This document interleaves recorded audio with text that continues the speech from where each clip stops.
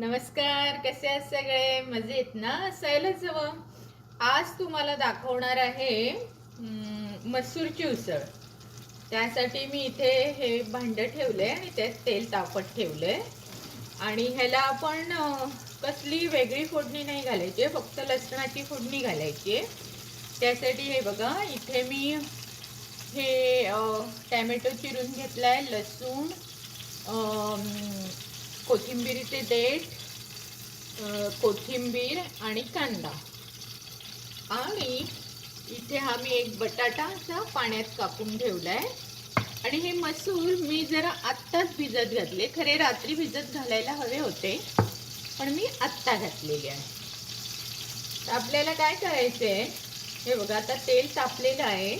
तर ह्याच्यावर लसूण आणि कोथिंबीरीचे देठ टाकून घ्यायचे आणि ह्याला छान असं कसे करायचं. जरा लसूण चांगली लालसर झाली पाहिजे.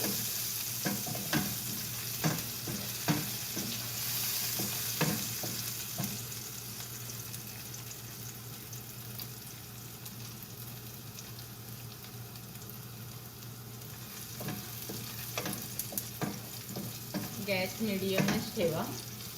जरा लसूण मस्त अशी छान लालसर झाली की आता ह्याच्यावर तुम्ही हा कांदा टाका.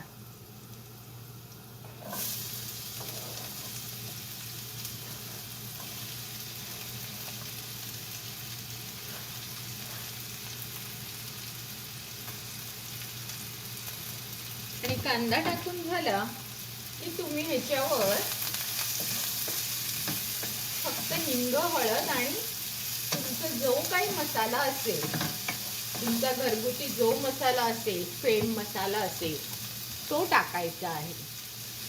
जर गरम मसाला असेल तर गरम मसाला टाका, नाहीतर जर मालवणी मसाला असेल तर मालवणी मसाला टाका, नाहीतर तुम्ही जो वापरता मसाला तो टाका. तर माझ्याकडे हा आमचा मालवणी मसाला आहे, तो मी टाकत आहे.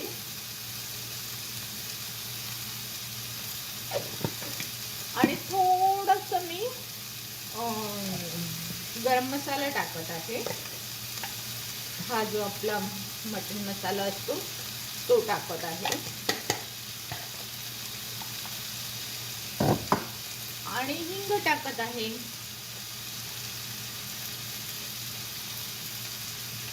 हिंग झाल्यावर मग मीठ टाकत आहे.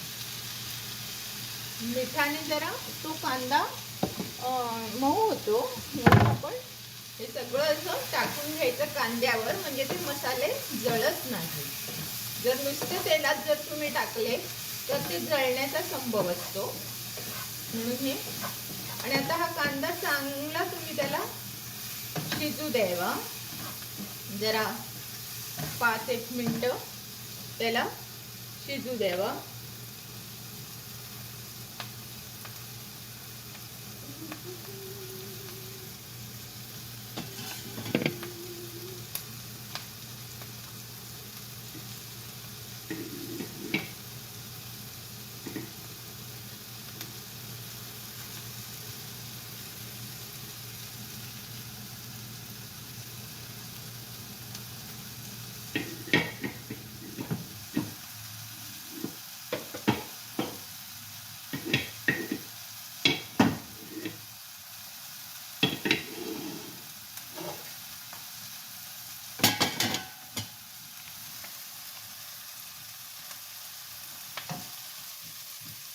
तर मी काय करत आहे, 5 मिनिटं ह्याला असं झाकण ठेवत आहे.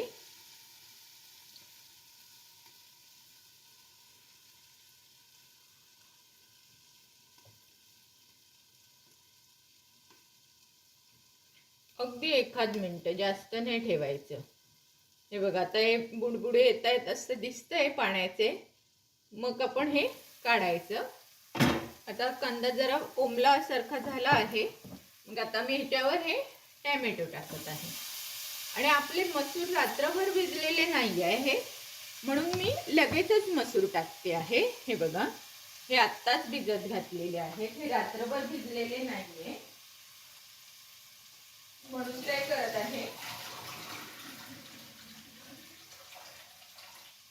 सकाळीच टाकत आहे मी मसूर.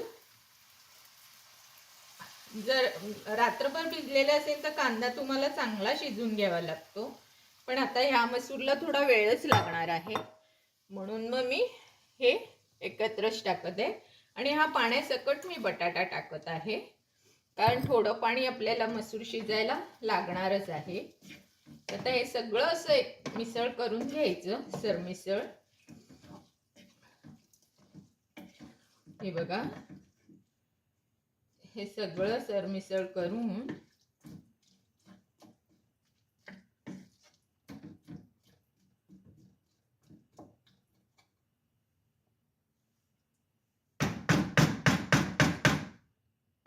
मीठ बरोबर आहे की नाही बघायचं आणि झाकून ठेवायचं मंद गॅसवर.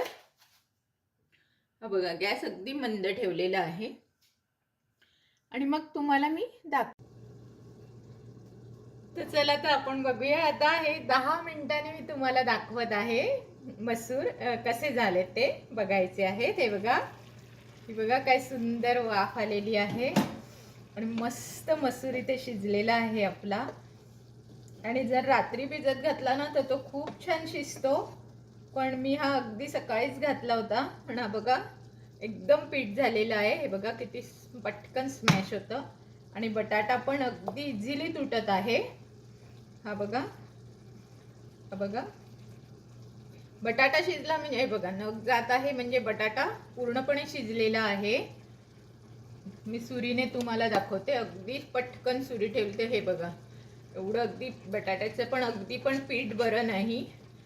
म्हणून आता काय करायचं, ही छान मसूरची उसळ आता आपली शिजलेली आहे.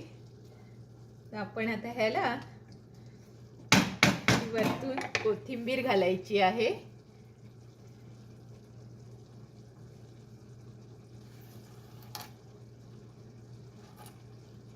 आणि मी आता तुम्हाला लुक दाखवणार आहे. हा बघा किती सुंदर लुक आलेला आहे. तर अशा प्रकारे तुम्ही सुद्धा ही भाजी बनवायची आहे. आणि जर आवडल्यास माझं चॅनल लाईक, शेअर आणि सबस्क्राईब करायला विसरायचं नाही. धन्यवाद.